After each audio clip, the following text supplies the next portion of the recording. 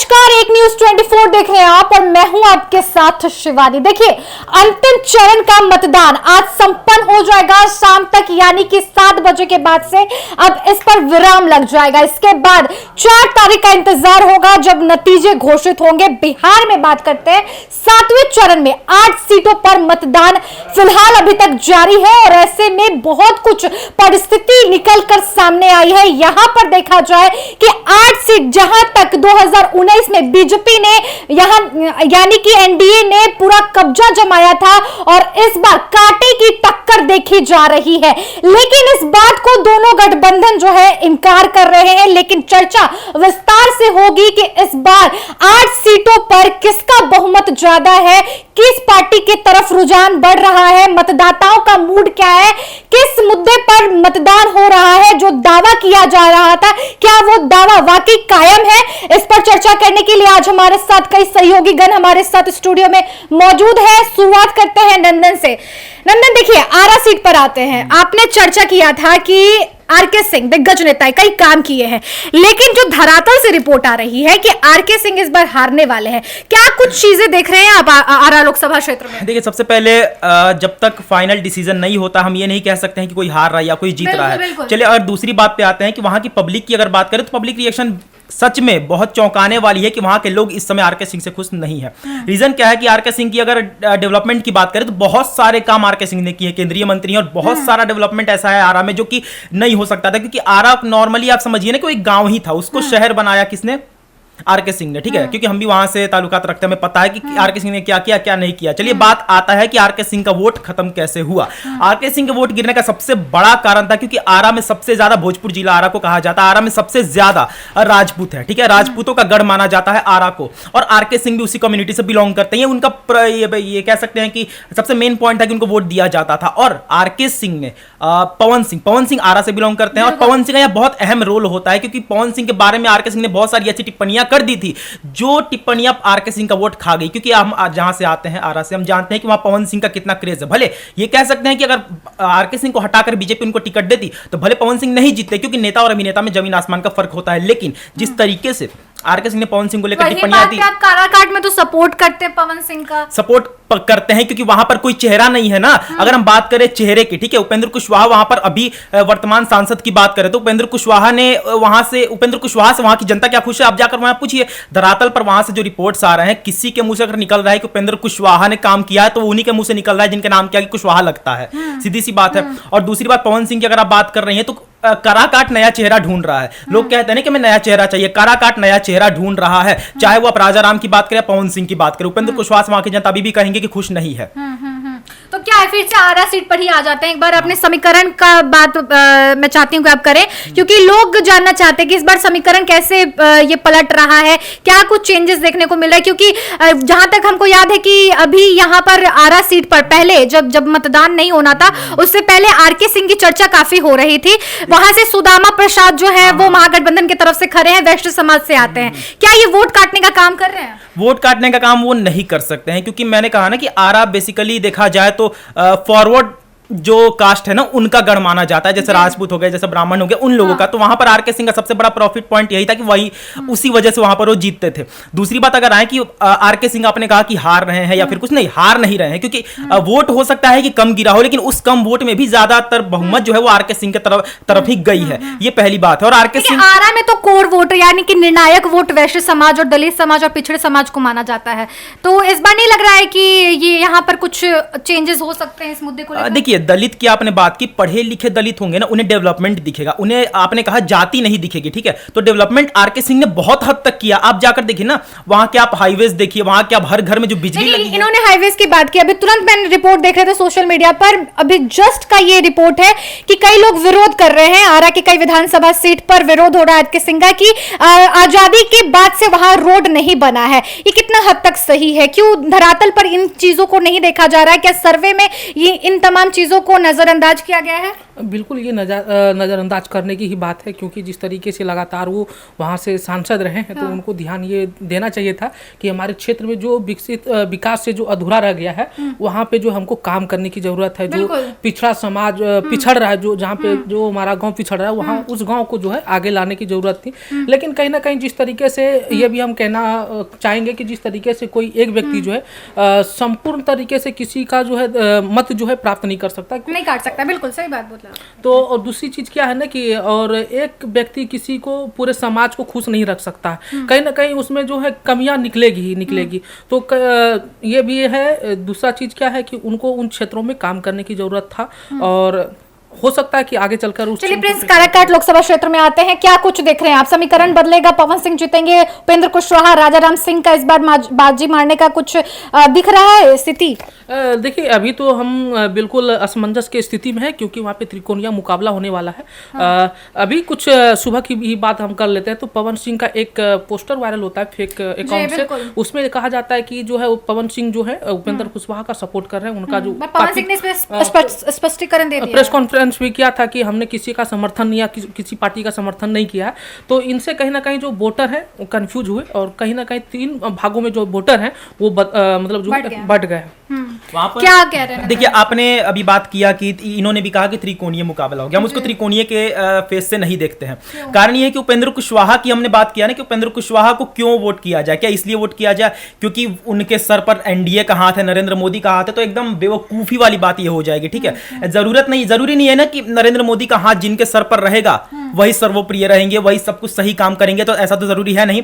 और लेकिन एक बात देखा जाए, हमने पॉपुलेशन की बात हर समय की है काराकाट की, क्योंकि जनता ही जनार्दन होती है। ठीक है, जनता की अगर बात करें तो फिर से कहेंगे कि 3.5 लाख के अप्रोक्सीमेटली वहां पर यादव है, जो कि वहां पे मेजोरिटी में है, और 3 लाख के करीब वहां पे कोयरी कुर्मी कुशवाहा है। ठीक है, और 2 लाख राजपूत, 80,000 ब्राह्मण, 50,000 भूमिहारी, ये वहां का जो रेशियो है पॉपुलेशन का वो है। अगर बात करें यादवों की, जो सब मेजोरिटी में है, सबसे ज्यादा अहम रोल अदा करती है, तो यादवों का बीजेपी से क्या संबंध है वो बताने का जरूरत नहीं है। यादव बीजेपी को कभी भी 10% से ज्यादा वोट नहीं करेंगे। हम धरातल पर उतरकर हमने भी रिपोर्टिंग की है, ग्राउंड में हम जानते हैं किस तरीके का माहौल बना रहता है, सबसे पहला चीज। दूसरा, कुशवाहा का जो वोट है वो पवन सिंह का कटेगा। हाँ, यादव की बात हम करते हैं, यादव अगर उपेंद्र को वोट नहीं देंगे तो राजाराम में जाएगा या तो पवन सिंह की झोली में जाएगा। ठीक है, और पवन सिंह की झोली में ज्यादा जाएगा। कहने का अर्थ यह है कि भोजपुरी स्पीकिंग एरिया है काराकाट, यानी भोजपुरी लोग वहां पर सुनते हैं और वहां के लोग भोजपुरी नेता ही पसंद करेंगे ना कि आप मेरी जबान बोलिए। पहली चीज ये। दूसरी चीज, वहां के लोग यादवों को बहुत समर्थन करते हैं, यादव गायकों को, और यादव गायकों में सबसे ऊपर खेसारी लाल यादव का नाम आता है और वो समर्थन करने भी काराकाट में आता है अपने पिताजी के साथ, तो इसलिए वहां पर पवन सिंह के वोट में यादव जाएंगे, पहली बात। दूसरा, अगर कुशवाहा की बात करें तो कुशवाहा का वोट नहीं जाएगा पवन सिंह। मिला जुला के यहाँ कोई समीकरण नहीं, आप कह रहे हैं कि एक फैन बेस है और जो सपोर्ट पवन सिंह की तरफ जो प्रेम आ रहा है, हमने फैन बेस का नाम नहीं लिया। ये बात आपने सही कहा कि वहां पर लोग हो सके कि भीड़ इसलिए लगा रहे हो कि पवन सिंह अभिनेता है, पवन सिंह के साथ फोटो क्लिक करवाना में देखना, चलिए सही बात है, लेकिन वहां पर हमने कहा ना कि नया चेहरा चाहती है वहां की जनता। आप वहां पर उतर कर देखे तो वहां की जनता बहुत भोली है, गांव है ना पूरा, वहां के लोग नया सरकार चाहते हैं, नया सांसद चाहते हैं, क्योंकि उपेंद्र कुशवाहा के, आप बताइए कोई किसी को आप सांसद बना रहे हैं और वो कहे कि हम मंत्री बन गए थे इसलिए हम ध्यान नहीं दे पाए, तो भैया आप लड़े ही क्यों थे? काराकाट क्षेत्र एनडीए के लिए भी तो जाना जाता है, एनडीए के लिए जाना जाता है, उपेंद्र कुशवाहा के लिए नहीं जाना जाता है। यही बात तो हम तब से कह रहे हैं, तो खड़े हैं, यही बात तो हम कह रहे हैं कि सर पर मोदी का हाथ होना सब कुछ नहीं होता। आप डेवलपमेंट करिए, आप बोलिएगा कि हम मंत्री बन गए थे इसलिए हम काराकाट नहीं देख पाए, तो भैया आप सांसद बने ही क्यों थे? आपको कोई किसी और को खड़ा कर देते वहां पे। मंत्री केंद्रीय मंत्री आर के सिंह नहीं है, आर के सिंह ने डेवलपमेंट नहीं किया यहाँ पर आरा में, सीधी सी बात है। इन्होंने कहा कि पवन सिंह जीत रहे हैं साफ तौर पर, लेकिन आपका क्या राय है पवन सिंह को लेकर? देखिए, जैसे नंदन जी ने कहा कि काराकाट के लोग नया चेहरा चाहते हैं, तो बिल्कुल जिस दिन पवन सिंह ने 20 वचन पत्र जारी किया था उस दिन साफ पता लग जाता है जो पॉइंट उन्हें जिक्र किया था वो काराकाट का विकसित एक क्षेत्र को वो दिखाते हैं।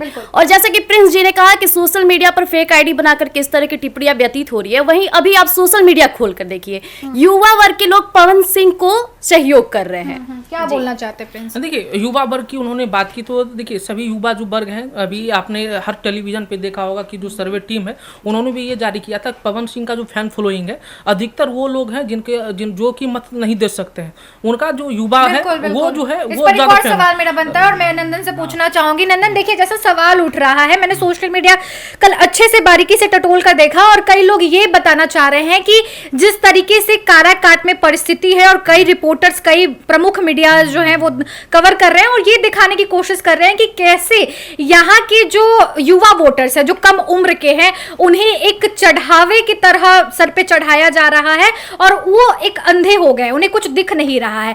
यानी कि पवन सिंह और खेसारी लाल यादव, ये दो एक ऐसे चेहरे हैं जो कि इन लोगों पर एक कब्जा जमाने की कोशिश कर रहे हैं।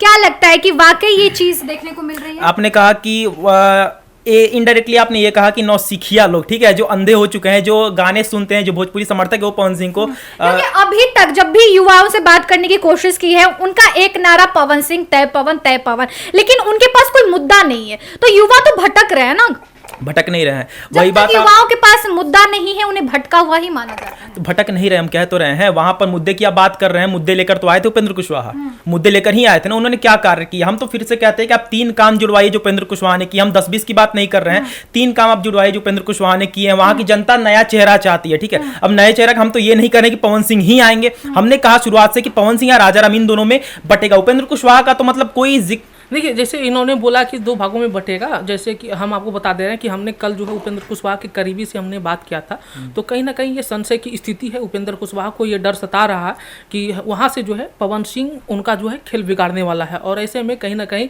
हमको लगता है कि जिस तरीके से उनका अंदाज था बोलने का कि पवन सिंह भी वहाँ से नहीं जीतने वाले हैं, वहाँ पे जीतने वाले हैं तो राजा राम, जैसा उनका वक्तव्य था। दोनों एक दूसरे का वोट काटने में लगे हुए हैं। एनडीए कभी भी नहीं कहेगी ना कि पवन सिंह चुनाव जीतेंगे, ठीक है, क्योंकि पवन सिंह वही इंसान है ना जो एनडीए के मुंह पर तमाचा मारकर निर्दलीय चुनाव लड़ रहे हैं। एक और सवाल होगा आप दोनों से, आप दोनों जैसा जिक्र कर रहे हैं, आप राजा राम के बारे में बता रहे हैं और उपेंद्र कुशवाहा को तो पूरे तरीके से इनकार कर रहे हैं और पवन सिंह को की तरफ कहीं ना कहीं इनका सपोर्ट है। लेकिन आप दोनों से एक सवाल ये है कि मुझे बताइए कि उपेंद्र कुशवाहा ने क्या वाकई कुछ नहीं किया है? क्योंकि पार्टी एक सर्वे करती है और उस सर्वे के हिसाब से कैंडिडेट को खड़ा करती है। कई ऐसे सीट है जहां से पार्टी को सर्वे के अनुसार संतुष्टि नहीं हुई और उस कैंडिडेट को हटाया गया, नहरा चेहरा। बेशक सर्वे से ही कैंडिडेट चुना जाता है, ठीक है, लेकिन वही कैंडिडेट अगर बोले कि हम मंत्री बन गए तो इसलिए हम आपका गांव देख नहीं पाए, तो मंत्री बन गए तो इसलिए काराकाट में कुछ कर नहीं पाए, तो ये कहां का सर्वे है भाई? वही जब पब्लिक वहां की जो पब्लिक है वो आपको सामने बिठाकर कह रही है कि भैया हम आपको वोट नहीं देंगे क्योंकि आपने काम नहीं किया। उस वीडियोस पे तो उपेंद्र कुशवाहा ने साफा इंकार करते हुए कहा है कि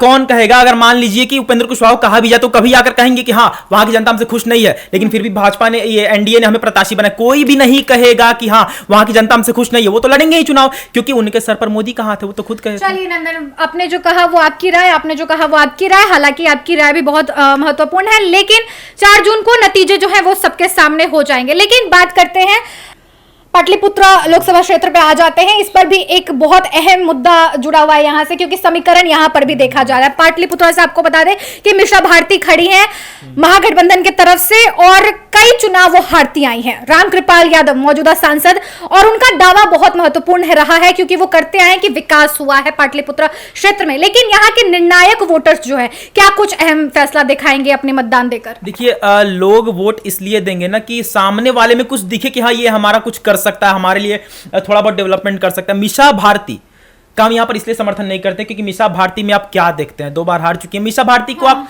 ये कहकर तो वोट देंगे नहीं ना कि वो लालू यादव की बेटी है।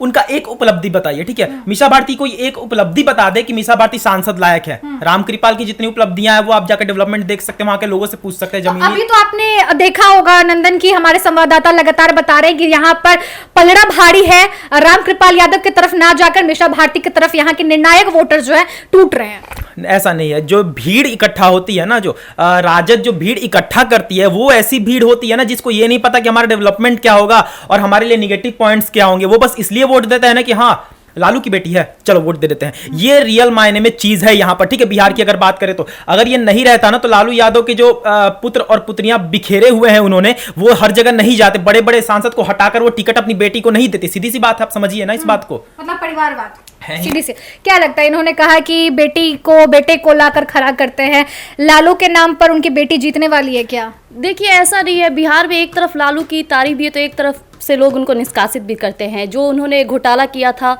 उसको लेकर बिहार में उनकी जो छवि है वो पूरी तरह से बिगड़ चुकी है।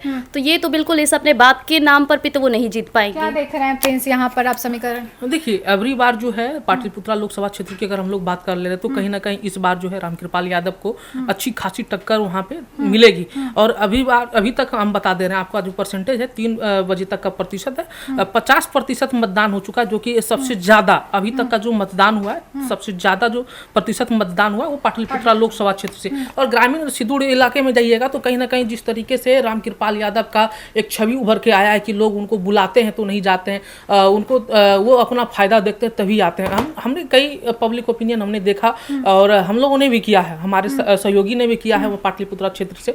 तो कहीं ना कहीं रामकृपाल यादव को लेकर जो सुदूर इलाका है, गाँव क्षेत्र है, वहाँ पे नाराजगी आक्रोश है, नाराजगी है। और मीसा भारती जिस तरीके से 2 बार जो है फेल्योर रह चुकी हैं, इस बार उन्होंने जो है सारा चीज दांव पे लगा दी है और इस बार जो है काफी ज्यादा मेहनत कर रहे हैं। उनकी भाई भी ताबड़तोड़ रैली कर रहे हैं।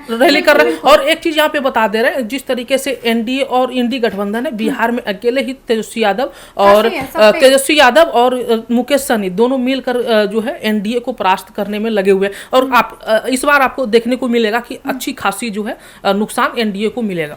हमने एक बात कहना चाहेंगे, हमने ग्राउंड रिपोर्ट बहुत सारी की है, हमने हर जगह धरातल पर उतरकर लोगों से पूछने का प्रयास किया है कि आखिर लालू यादव क्यों, ठीक है, वो भी उनसे जिनकी उम्र 50 से ज्यादा, जो लालू शासनकाल देख चुके हैं।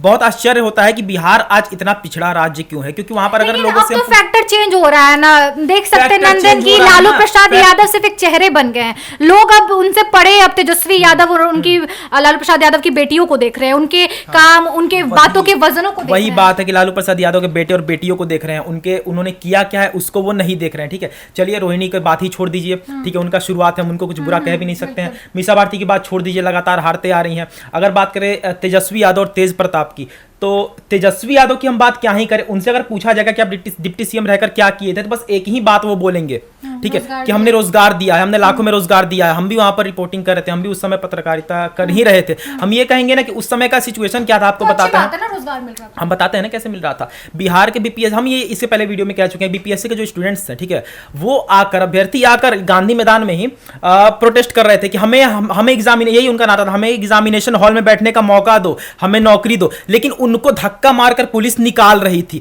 और वहीं पर उत्तर प्रदेश के लोगों को बुलाकर नौकरियां दे रही थी, नियुक्ति पत्र बांट रही थी। तो कहां से आप बिहार के लोगों को रोजगार कर रहे हैं और उत्तर प्रदेश के लोगों को बुलाकर नौकरियां दे रहे हैं? ऐसी नौकरियां किसको चाहिए भैया, जो हमारा घर अंधेरा रहे और दूसरों के घर में बल्ब लगाते चले। तो मिला जुला के आप क्या देख रहे हैं? मिला जुला के यही देख रहे हैं कि यहाँ पर जो जिसकी भी सरकार बने, चाहे पाटलिपुत्रा की बात करें, ये पटना साहिब की बात करें या फिर विधानसभा में बिहार की ही बात करें, ठीक है, पटना साहिब पर भी एक बार आ जाते हैं। यहाँ पर देखा जाए तो पूर्व केंद्रीय मंत्री रविशंकर प्रसाद और साथ ही साथ आप देख सकते हैं मौजूदा सांसद हैं। यहाँ पर देखा जाए तो 2014 में शत्रुघ्न सिन्हा कांग्रेस को हराकर यहाँ पर जीते, फिर 2019 में कांग्रेस के टिकट पर आकर एनडीए को जिताए, ठीक है, वो हार चुके थे। लेकिन इस बार का क्या देख रहे हैं, 2024 का समीकरण कितना बदल रहा है? रविशंकर प्रसाद के खिलाफ काफी आक्रोश दिख रहा है लोगों के बीच में और नहीं पसंद कर रहे हैं, छोटे छोटे इलाकों में, छोटे छोटे विधानसभा क्षेत्र में। क्या देख रहे हैं यहाँ पर रविशंकर प्रसाद? एक वो चीज होती है ना कि हमने उतरकर बहुत सारे न्यूज भी कवर किए हैं, हमारे हिसाब से 80% लोग जो है रविशंकर प्रसाद के साथ है, लेकिन जो नहीं है वो इसलिए नहीं है क्योंकि डेवलपमेंट की बात करें ना तो कोई 100% श्योर नहीं होता कि हम पूरा का पूरा विकास ही कर देंगे, ठीक है। नरेंद्र मोदी पिछले 10 साल से प्रधानमंत्री रहे हैं और उन्होंने बहुत कुछ डेवलपमेंट किया, लेकिन फिर भी कुछ कमियां हैं ना, चाहे बहुत सारी बातों को लेकर। तो वही बात है कि रविशंकर प्रसाद ने किया है, बहुत किया है, आप डेवलपमेंट आप पटना साहिब में जाकर देखिए, लेकिन हो सकता है ना कुछ कुछ चीजें रह जाती है, वही लोगों के नजर में है कि वो चीजें रह गई है और वो उन्हीं के नजर में है जो भाजपा विरोधी है। ये बात है कुछ यहाँ पर। अच्छा, तो ये बोल रहे हैं कि भाजपा विरोधी जो है वो रविशंकर प्रसाद को नहीं पसंद कर रहे हैं। क्या देख रहे हैं पटना साहिब लोकसभा क्षेत्र में आप? देखिए, पटना साहिब लोकसभा क्षेत्र ऐसा क्षेत्र अगली बार जो है रविशंकर प्रसाद के लिए भी काफी टफ होने वाला है, क्योंकि कांग्रेस के प्रत्याशी वहाँ पे ऑलरेडी है और तो वहाँ पे क्या है ना कि रविशंकर प्रसाद को अगर इतना डर नहीं होता, अगर उन्होंने काम किया होता, अगर लोगों के संपर्क में रहते हो, तो कहीं ना कहीं उनको जो है प्रधानमंत्री को रोड शो करने का नौबत नहीं आता। नौबत नहीं आता। और एक प्रतिष्ठा वाला ये सीट है एनडीए के लिए। प्रतिष्ठा वाला सीट है और अकेले आप देखिए ना कि कांग्रेस जो प्रत्याशी हैं वो अकेले ही रंग को इस बार जो लगता है कि मार के जाएंगे।